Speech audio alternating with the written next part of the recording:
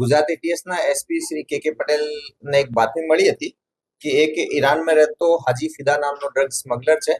એ પંજાબમાં એક ડ્રગ્સની ડિલિવરી કરવાનો છે અને એના માટે સી માર્ગનો ઉપયોગ કરવાનો છે.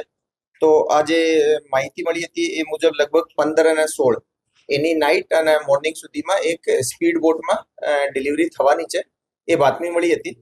એ બાતમી આધારે એક ટીમ બનાવવામાં આવેલી જેનો નેતૃત્વ એસપી કે સિદ્ધાર્થ કરતા હતા. એની સાથે સાથે DYSP S L Chaudhary, DYSP Harsh Upadhyay, DYSP Vijit Parmar, PI S Chavda, VN Bharwad અને પીએસઆઈ એસઆર ચાવડા, આ લોકોની એક ટીમ બનાવવામાં આવેલી. આ ઇનપુટનો થોડોક વધારે વેરીફાઈ કરવામાં પણ આવેલો અને કોસ્ટગાર્ડ જોડે શેર કરવામાં આવેલી. એ બાતમી આધારે કોસ્ટગાર્ડના જે અવેલેબલ શિપ્સ હતા એમાં કોસ્ટગાર્ડની અને એટીએસની ટીમ બંને રવાના થઈ અને જે બાતમીવાળી જગ્યા છે એના ઉપર લગભગ સતત લાંબા સમય સુધી થોડો વોચ રાખવામાં આવેલો અને એક શંકાસ્પદ, કારણ કે એ એરિયામાં થોડી ફિશિંગ ઓછી થાય છે, તો એક નાની સ્પીડ બોટ ત્યાં જોવા મળી. બહુ નાઇટનો ટાઈમ હોય, પિચ ડાર્ક હોય, કોસ્ટગાર્ડની બોટ દ્વારા એને ચેસ કરવામાં આવેલો અને એ બોટને પકડી પાડવામાં આવેલો. એમાંથી 2 માણસો મળી આવેલા જે કે અબ્દુલ મજીદ સન ઓફ ઇસ્માઇલ રહે ચાભાર કોનાર અને બીજો પણ અબ્દુલ સત્તાર સન ઓફ કાદરબક્ષ રહે ચાભાર કોનાર, ઈરાનના બંને રહેવાસી છે. આ પર્ટિક્યુલર કેસમાં સરપ્રાઇઝિંગ આ છે કે જનરલી આપણા કેસીસમાં બહુ રેર હોય છે કે બહુ સ્પીડ બોટ ઈરાનથી અહીંયા સુધી આવતી હોય.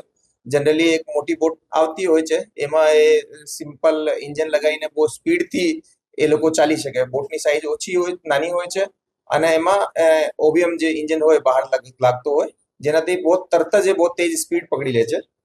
એના પાસેથી જ્યારે એની ચેકિંગ કરવામાં આવેલી તો 203 પેકેટ મળ્યા છે. 203 પેકેટમાં જે કેમિકલ છે વ્હાઇટ કલરનો પાવડર જેવો છે, જેને હાલમાં જસ્ટ બોટ અમારી જેટી ઉપર આવી છે, એનો એનાલિસિસ ચાલુ છે. એફએસએલ ત્યાં પહોંચી ગઈ છે. પ્રાઇમા ફેસી જે છે કે જે આપણો હિરોઈનનો જે ટ્રેડિશનલ જે ડ્રગ કિટ છે એની અંદર એ કેમિકલ ડિટેક્ટ નથી થઈ રહ્યો, તો એને આગળ જે એફએસએલમાં મોકલવાની કામગીરી ચાલુ છે અને એના વિરુદ્ધમાં બંને વિરુદ્ધમાં એફઆઈઆર લેવાની કામગીરી ચાલુ છે. એ બાબતે આ બંનેનો અમે એની પાસેથી એક ફોન મળ્યો છે, આપને બતાવવા માંગીએ છીએ અને ફોનની અંદર થોડો ઘણો ડેટા છે જેના આધારે અમને એમાં થોડી આગળ મળશે એવી અમને લાગે છે. એની પહેલા કોઈ વખત આવ્યા છે? નહીં, એ આપ જાણો છો દર વખતે થોડીક આ લોકો સાથે શરૂઆતમાં તકલીફ હોય છે કે એ લોકો બલુચી લેંગ્વેજ યુઝ કરતા હોય છે, તો સ્ટાર્ટિંગ કમ્યુનિકેશન એસ્ટેબ્લિશ થવામાં થોડોક ટાઈમ લાગતો હોય છે. એ લોકોએ જે રીતે સ્પીડ બોટમાં અહીંયા સુધી આવ્યા છે તો એ વધારે ડેરિંગ કહેવાય, કારણ કે નાની બોટમાં 2 લોકો જ એટલી દૂર આવવાના એ થોડો રેર હોય છે. તો એ લોકોની હિસ્ટ્રી હશે એવું અમારું પ્રાથમિક રીતે માનવાનું છે. લોકલ અમને અમારી જે ઇન્ફોર્મેશન છે એમાં પંજાબથી કોઈ માણસે ડિલિવરી લેવાનો હતો. આ જે ડિલિવરી છે એના માટે અમારે પંજાબના થોડા ઘણા જે શંકાસ્પદ લોકો છે આની ચેકિંગ પણ ચાલુ છે, પરંતુ આપ જાણો છો કે નાર્કોટિક્સના કેसेस હોય યા એવા કોઈ પણ કેसेस હોય એમાં પોઝિશન અને એવિડન્સ પણ ઇમ્પોર્ટન્ટ હોય છે, તો એના ઉપર અમે કામગીરી કરશું અને ફોલોઅપ કંઈ હશે તો આપને આપીશું.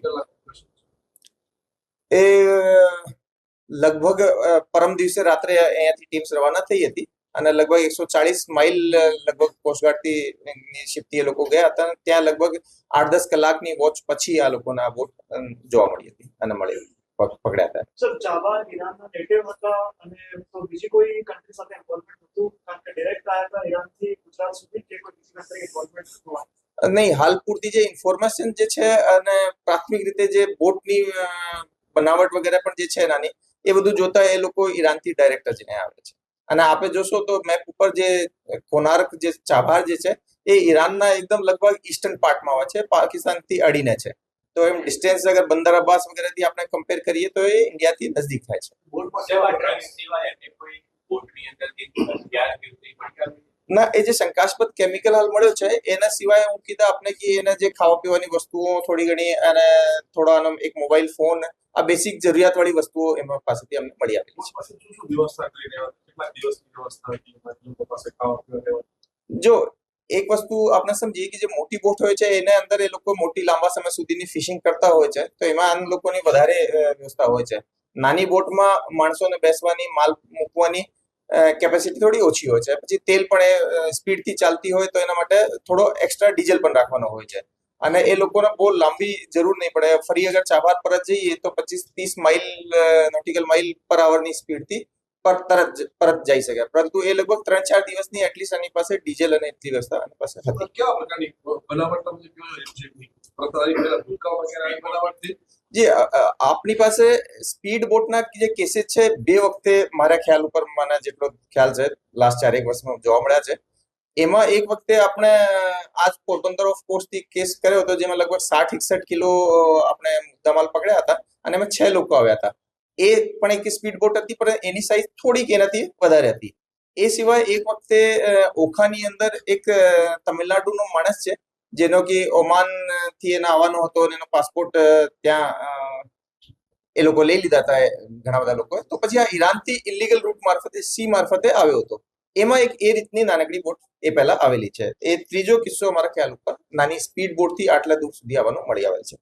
આ જે વસ્તુ છે બેસિકલી આ જે નાર્કો સ્મગલર્સ છે એ બધાની નવી એક એમઓ પણ બતાવવા માટેનો એક એક્ઝામ્પલ છે કે એ લોકોએ મોટી સ્પીડમાં જનરલી કોસ્ટગાર્ડ આપણી ચેસ કરતી હોય તો એમાં થોડી એને બચવાની શક્યતા વધારે હોય છે સ્પીડ બોટમાં.